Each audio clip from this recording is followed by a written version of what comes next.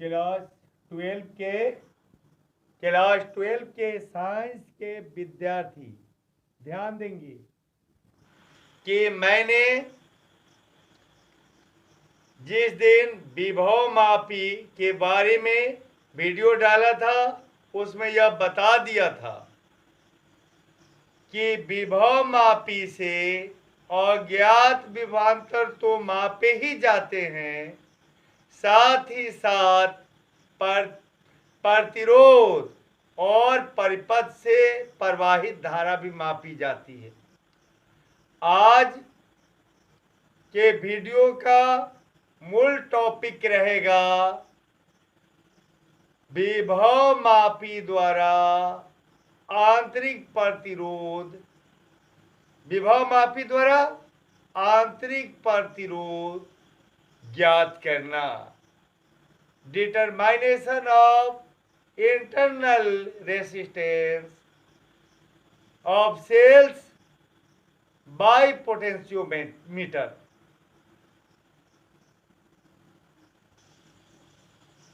हाँ, गौर से सुनेंगे। आज का मूल टॉपिक क्या है?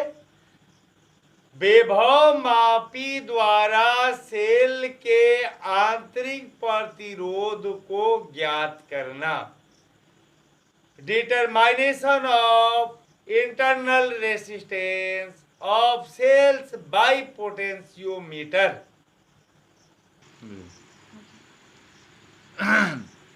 Class 12 physics section second exercise first विद्युत परिपथ तथा किरचॉफ के नियम, electric circuit and Kirchhoff's law. Topic: विभव मापी द्वारा किसी सेल का आंतरिक प्रतिरोध ज्ञात करना, determination of the internal resistance of a cell by potentiometer. इसमें विभव मापी के तार के सिरे ए तथा बी के बीच संचायक सेल सी को कुंजी तथा धारा नियंत्रक के साथ श्रेणी क्रम में जोड़ दिया जाता है। देख लीजिए, यहाँ विभव मापी का तार क्या है? ए बी है, और ये जो क्या है? ए बी है ना। और इनके सिरों के बीच क्या किया गया है? सिरे ए तथा बी के बीच संचायक सेल, कुंजी और धारा नियंत्रक को, है ना। संचायक सेल को क्या किया गया है? कुंजी और धारा नियंत्रक के साथ श्रेणी क्रम में जोड़ दिया गया है।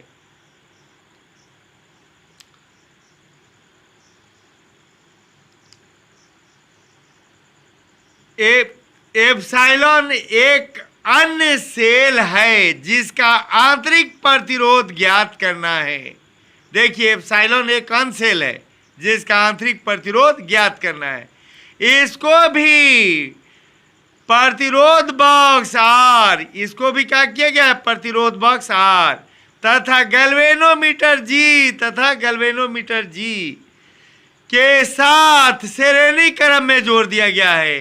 देखिएगा, एक जो है ये क्या बोलता है? एप्सिलॉन जो एक अन्य सेल है, इसको क्या किया गया है? प्रतिरोध बॉक्स आर के साथ प्रतिरोध बॉक्स आर और गैल्वेनोमीटर जी के साथ श्रेणी क्रम में जोड़ दिया जाता है।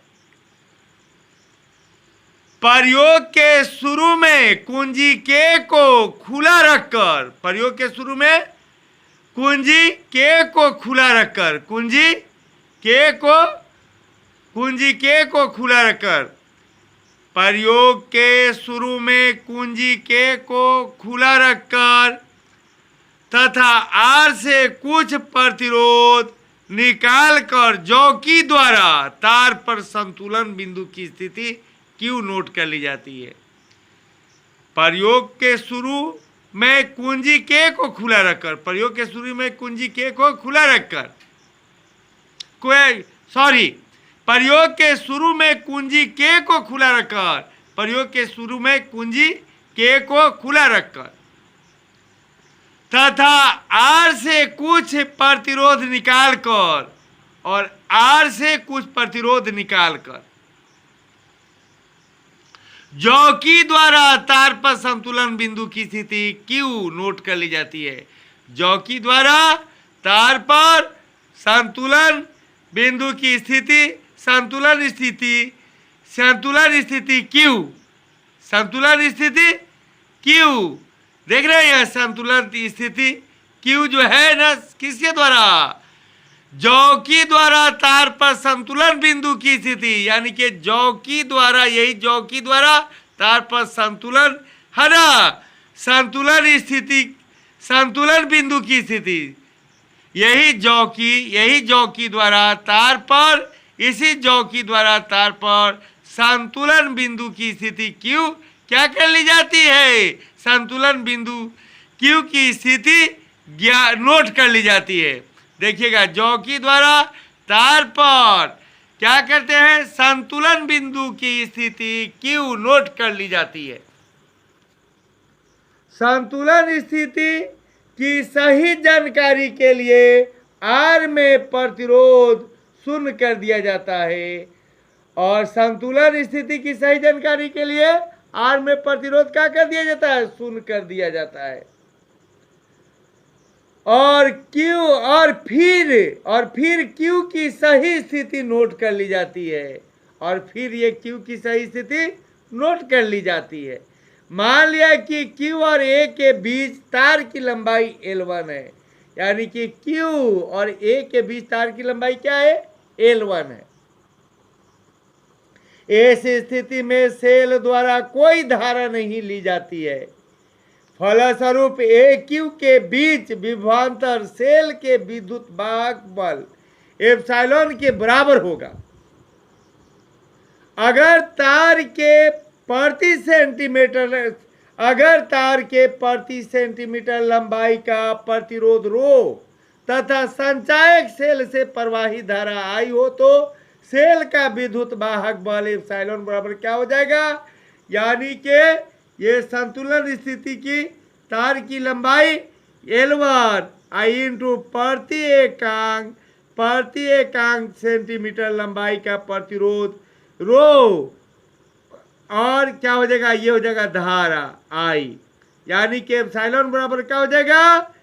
इस स्थिति की लंबाई, इस स्थिति की तार की लंबाई, यानी कि इस संतुलन स्थिति की, इस संतुलन, ये यहाँ बोले नहीं थे Q और A के बीच तार की लंबाई L1, तो वही A और Q के बीच तार की, इस संतुलन स्थिति में जो तार की लंबाई ली गई है L1 और गुने प्रति एकांक सेंटीमीटर लंबाई का प्रतिरोध रो, और गुने क्या हो जाएगा? प्रवाहित धारा I हो गया। इसको समीकरण 1 मान लेंगे। अगर तार के, फिर से मिलाएंगे, अगर तार के प्रति सेंटीमीटर लंबाई का प्रतिरोध रो तथा संचायक सेल से प्रवाही धारा I हो, तो सेल का विद्युत वाहक बल एप्सिलॉन बराबर क्या होगा? संतुलन स्थिति, पहली संतुलन स्थिति वाली लंबाई L1 गुने प्रति एकांक तार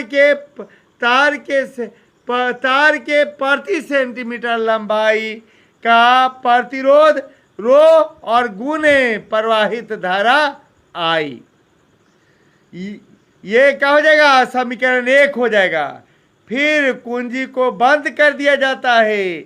प्रतिरोध बॉक्स में R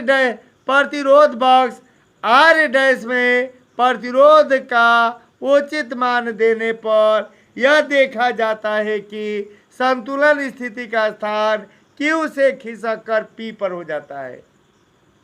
देखिएगा, फिर मिलाइएगा, R डैश में प्रतिरोध का उचित मान देने पर, R डैश में प्रतिरोध का उचित मान देने पर, R डैश में प्रतिरोध का उचित मान देने पर यह देखा जाता है कि संतुलन स्थिति का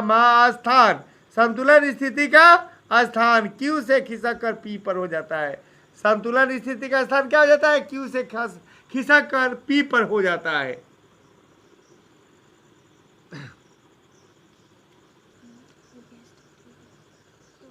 संतुलन बिंदु P से A की दूरी नोट कर ली जाती है।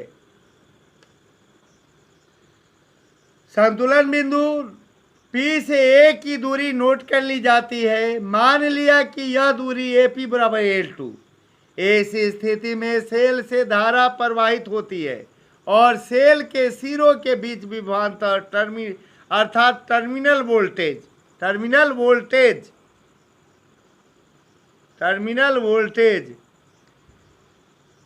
एप्सिलॉन से घटकर भी हो जाता है, जहां भी बराबर होगा एप्सिलॉन इंटू आर डैश बटा R dash plus small R. और सेल का आंतरिक प्रतिरोध क्या है? स्मॉल आर है। स्पष्ट है कि यह विभवांतर एप्सिलॉन से कम है। फलतः संतुलन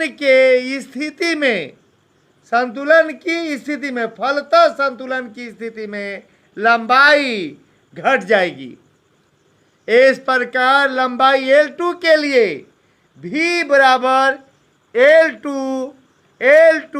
यानी कि यह लंबाई आगुने प्रति एकांक लंबाई अर्थात प्रति सेंटीमीटर तार के प्रति सेंटीमीटर लंबाई का प्रतिरोध रो आई इंटू धारा यानी कि आई।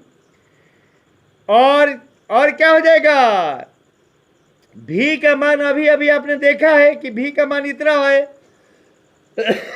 V का मान आपने यहां देखा है, V का मान यहां इतना है। क्या V का मान है? एप्सिलॉन गुने आर डैश बटा R dash plus small R. वही V का मान मैंने डाल दिया, एप्सिलॉन इंटू आर डैश बटा R dash plus small R. अब बराबर ये L2 इंटू रो इंटू आई अपनी जगह पर आ गया। ये समीकरण 2 हो गया। अब समीकरण 1 तथा 2 का अनुपात लेने पर तो एक में ये है, अब बटा 2 में कितना है? इतना है।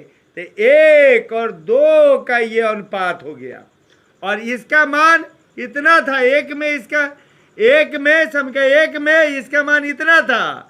आइए अनुपात के अनुपात अर्थात बटा के बाटा, और इसका मान समीकरण 2 में इतना था। ये जो है रो आई से रो आई कट जाएगा और एप्सिलॉन से एप्सिलॉन कट जाएगा, रो आई से रो आई कट जाएगा। इसलिए क्या हो जाएगा? ये पलट के ऊपर चल जाएगा तो हो जाएगा आर डैश प्लस आर अब बटा आर डैश अब बराबर L1 बाई L2। और में क्या हो जाएगा? ये आर डैश का भी बटा आर है अब प्लस स्मॉल आर का भी बटा, ये आर डैश का भी बटा आर डैश है अब प्लस के प्लस ये स्मॉल आर का भी बटा आर डैश है। ये आर डैश से आर डैश एक बार में कट जाएगा। अब बराबर में तो L बाई L2 है ही। अब समझिएगा आर डैश से आर डैश एक बार में कट जाएगा। अब समझिए आर डैश से आर डैश कट जाएगा। फिर समझिएगा कि ये आर डैश का भी बटा आर डैश है प्लस के प्लस और ये आर का भी बटा आर डैश है या बराबर L1 बटा L2। आर डैश से आर डैश एक बार में कट जाएगा और में क्या हो जाएगा? आर बाई आर डैश बराबर L1 बाई L2 और ये प्लस 1 है तो बराबर हो के -1। अब मान लीजिए कि इसके एक के नीचे एक छुपा है इसके जैसा बटा बनाने के लिए, तो क्या हो जाएगा? L2 और 1 का एलसीएम L2 होगा। L2 से L2 कट जाएगा एक बार में, 1 से L1 में गुना करेंगे L1 माइनस के माइनस और 1 से फिर मिलाइएगा L2 से L2 एक बार में कट जाएगा। 1 से L1 में गुना करेंगे L1 माइनस के माइनस और 1 से L2 मरते कटेगा L2 से 1 में गुना करेंगे L2। इसलिए क्या हो जाएगा? इसलिए ये स्मॉल आर अपनी जगह पर आ जाएगा, ये टोटल अपनी जगह पर आ जाएगा। आर डैश भागा है तो क्या हो जाएगा? बराबर टब के गुना हो जाएगा।